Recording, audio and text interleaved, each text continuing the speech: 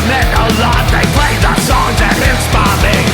TRI and Bad Brains, Metallica and Our Voice Fang.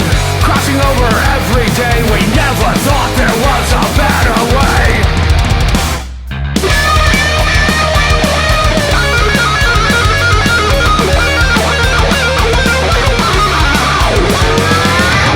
Rode aboard, rode on bikes, had to get there at any price. No bridge I wouldn't cross, had to get there at any cost. Rode aboard and rode on bikes, had to get there at any price. No bridge I wouldn't cross, had to get there at any cost. I'm crossing over the bridge. Never getting any glamour, but taking all the risk. Crossing over the bridge. Never getting any glamour, but taking all the risk. Tales of Terror, GBH, Cro-Mags, Merciful Fate. Soundtrack to obliterate, pave the road we advocate.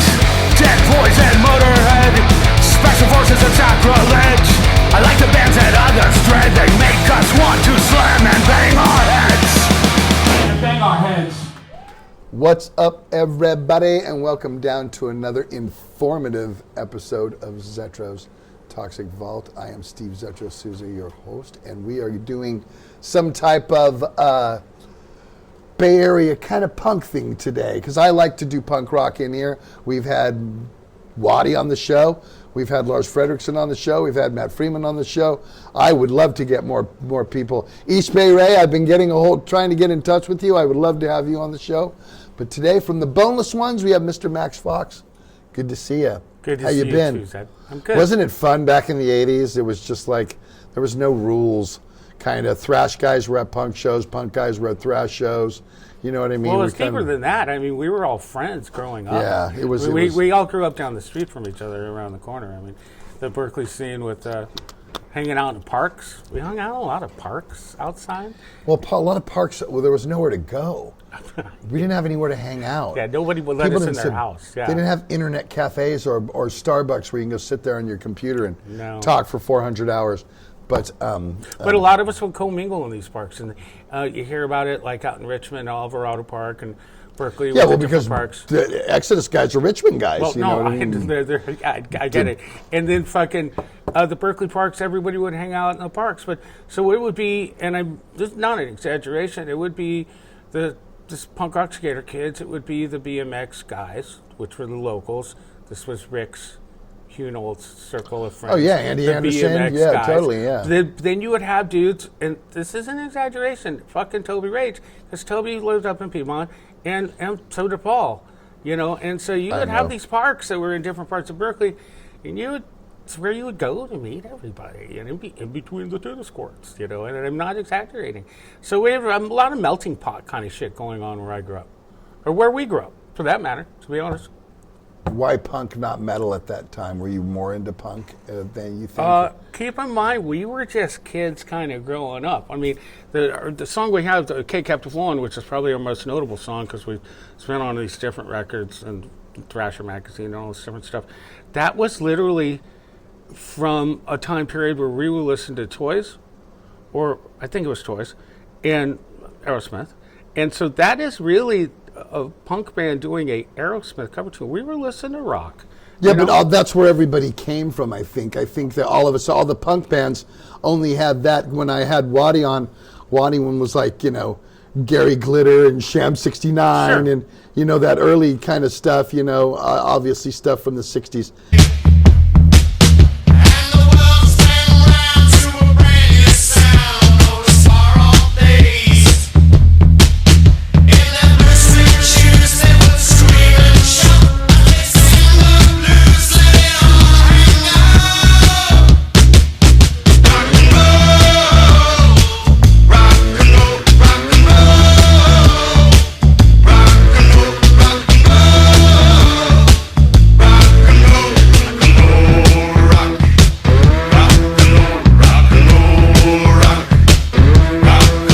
Because there was nothing else. It's what you were. You talk to Ozzy. Ozzy will just talk about the Beatles for 4 hours. You know what I mean? So to the bass, like, oh God, no, you're not let him in. Oh bloody hell! Hello, darling. How you doing? All right, lovely. Yeah. great. It's great to meet you, man. It's been a lifetime ambition of mine. You guys made me start music, you know. After the burglary, But you asked the quick answer is why go punk direction? It's just that it wasn't predetermined. It was just what a lot of kids were doing. Skateboarding was so. And the reason huge. I asked that is because you grew up around everybody who was doing a lot of more metal bands at that time from the area. Sure.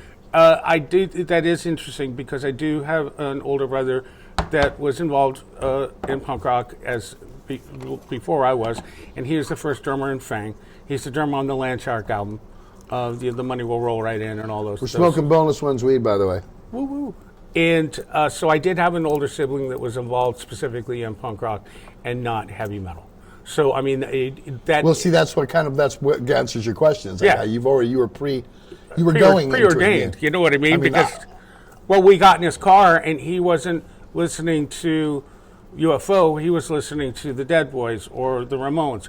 Because back then, in '80, keep in mind there was only, at least where we lived, 7, 8, 10, what I would call the original founding punk rock albums. There's, there is. Young there's a lot. There's a lot. No, 80. Oh, from the year 1980. When we're looking at the year 1980, what you had to choose from. Now, metal was, new wave. Shit, Exploited. You had fucking everybody. 80 just starting. No, we had Dead Boys. We had the Ramones. Dead Kennedys. We had Dead Kennedys. Now, you are completely correct there. The field was a little smaller to choose from.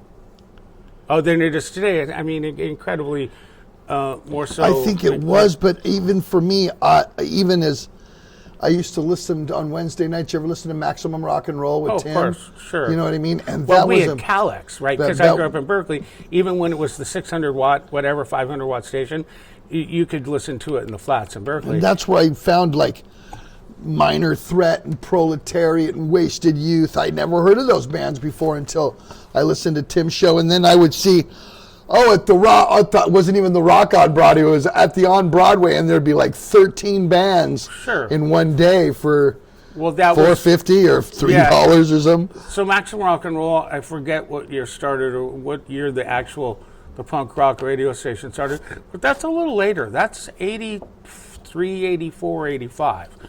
So we're skipping down a little bit. But yes, by that time there was a much, much bigger scene going on.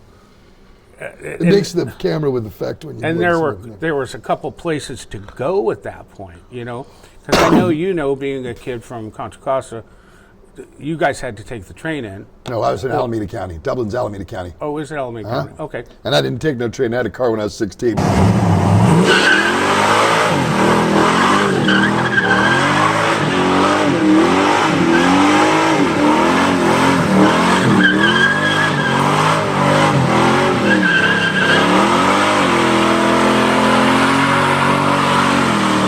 Right. So okay, but you guys would come into town. You guys would. Yeah, there was no scene where we were. Yeah. There was no scene where we were. You're right. We went to Palo Alto, went to Berkeley, we went to Oakland. The city. We went to city. We went to wherever.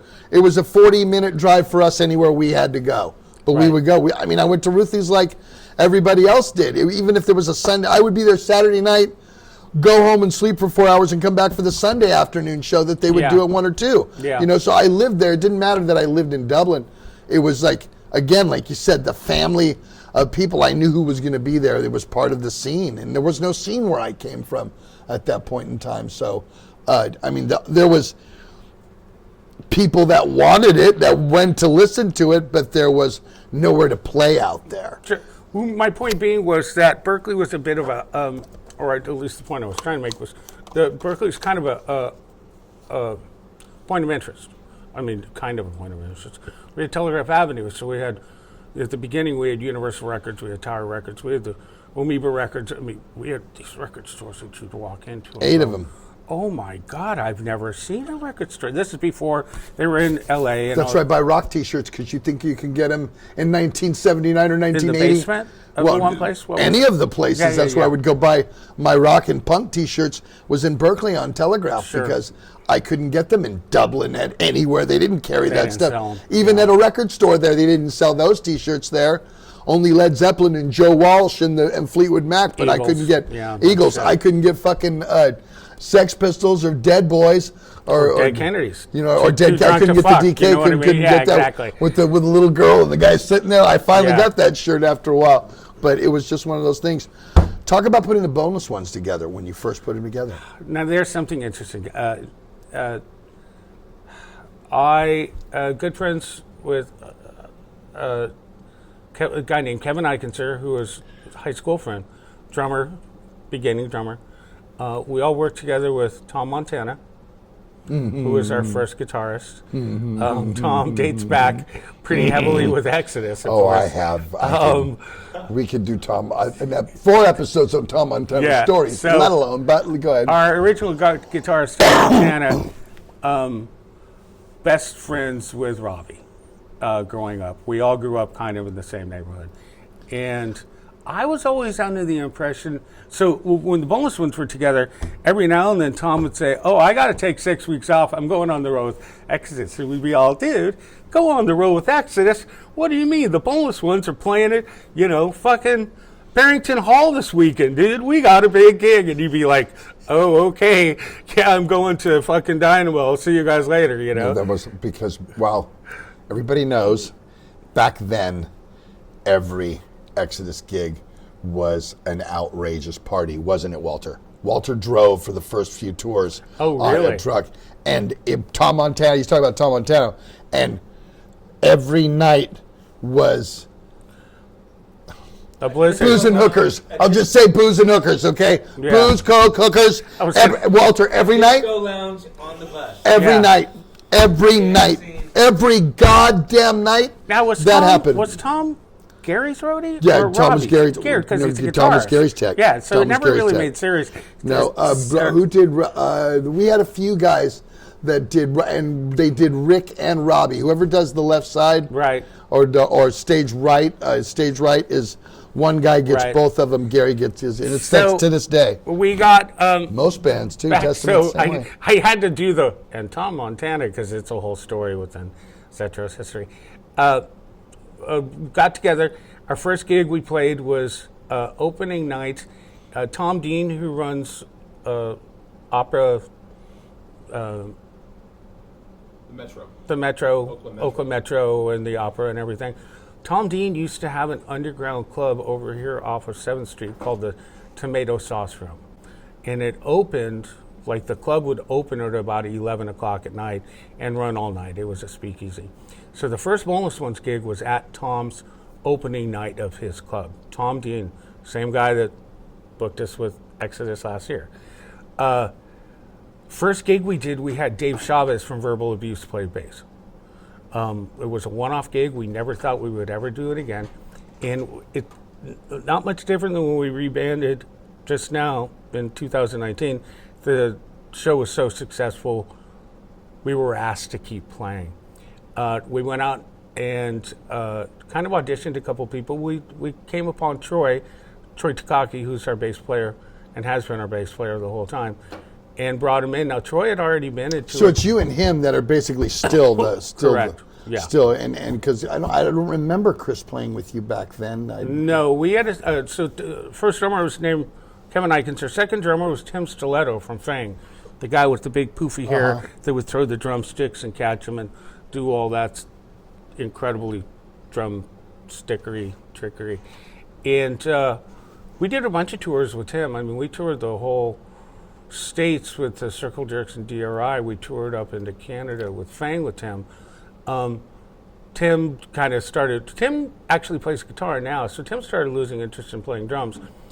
Chris was poking around quite a bit, and this is 86. We had just gotten back from DRI and Circle Jerks, and we went down to Fender's and played with DRI towards the fall of 86, and soon after that we replaced Tim with Chris. So Chris was in for about a year before we broke up. So Chris was a big part of the Boneless Ones towards the end.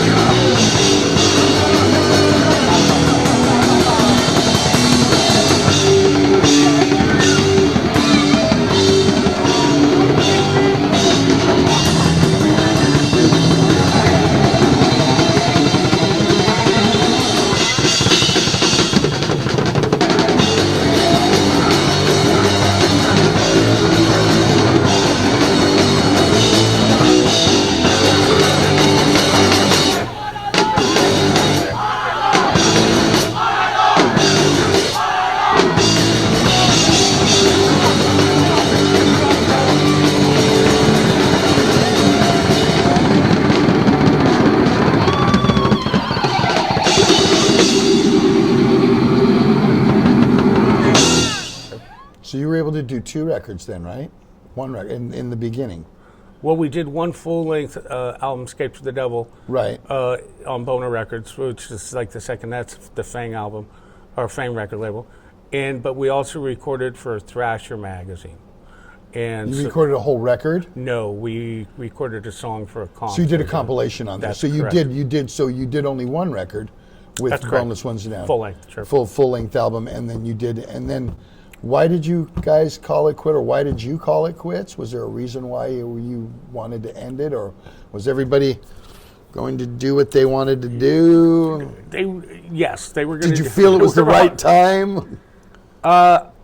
You know, it was the right time, whether I felt it was the right time or not. Those guys went on pretty quickly to turn it into a different band that was a lot more tongue-in-cheek, all fun, all sounded pretty good, just not really the direction I was going to take it in. It was time to move on. Was it and Boneless separate. Ones after that? Did they keep the name? They didn't keep no, the it was a name. band called Hell's Kitchen. Hell's Kitchen. And I remember so, that. I don't want to say short-lived, or maybe just a couple of years. Kept it together. Troy was in that for a bit. Troy toured Europe, I think, twice with them. For me, it was fine. I went back to school and started studying how to make clothing, which is something I still do to this day. I do a lot of merch for different people, and I have a whole warehouse set up in Sacramento. Tell everybody what's your clothing line. People will come. That's what they might be interested Well, I have a company called Fox Printing and Stitching, and we're based out of Sacramento. So at if they this point. Google you Fox Printing and Stitching, Well, you look up Max Fox on any of the Instas. Or Tim any will put that any of the graphic here in socials. front somehow. Yeah, I'm not hard to find online. That's for sure. Cool, because that's part of this show is coming on and being able to. People may want to know where people may I want do merch for a lot of bands that you go to gigs and look at merch. I go. Oh, yeah, I made all that stuff. Cool, that's and great. nowadays I'm good. back. That's great. I'm back to doing festival stuff. I just did all the merch for the Hate Street Fair. I do merch for bands that are doing whole tours and stuff. So I'm fulfilling orders as they go, drop shipping orders, stuff like Good. that, with different artists. Couple top 40 artists I do work for. So it keeps me busy. Cool. Well, let's take a break. We're about ready to take a break, Tim. Let's take a break. We're going to look at some commercials of mine, very important messages, and we will be back with Max from Boneless Ones.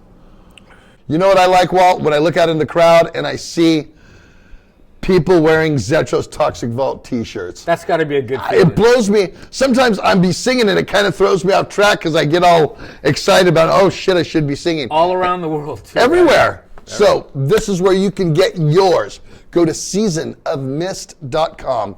And what's great about Season of Mist is they're never out of your size. They're never out of your color. You can get my prints or any of the prints they do on any dozens of things. Custom, hoodies. right? Is it? Yeah, they're custom. You say you want it on a red shirt, they'll do it on a red shirt. You want it on a shirt that's 4X, they'll do it on one of those. You want it on a hoodie, they'll put it on a hoodie. Long Tank sleeve? tops, long sleeves, everything. So go to seasonofmist.com and then just go there, search Zetro's Toxic Get Vault. it your way. I think we have about 5 prints of the show now up there. And pick one out and make me proud when I'm on tour and I look out in the crowd and see it. Seasonofmist.com. Want to send someone a cool message? Or not a cool message? More of them are cool messages. Some From of me, them are. Steve Zetro Souza from Exodus. Well, go to cameo.com and I will do that. Birthdays, anniversaries, graduations, pep talks. They could have it scripted out for you, right? You'll do it. They normally do. First gig, I did one a couple of days ago. How about bar mitzvahs? I haven't done a bar mitzvah yet, but first gigs, definitely. I've done first gigs. Haven't done a funeral yet either. But I'm open to one. So go to cameo.com and book me today.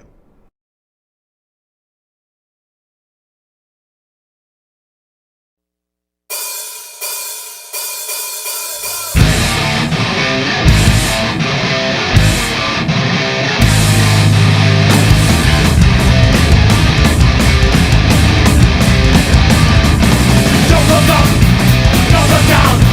Left you down, don't gather round. Don't look out.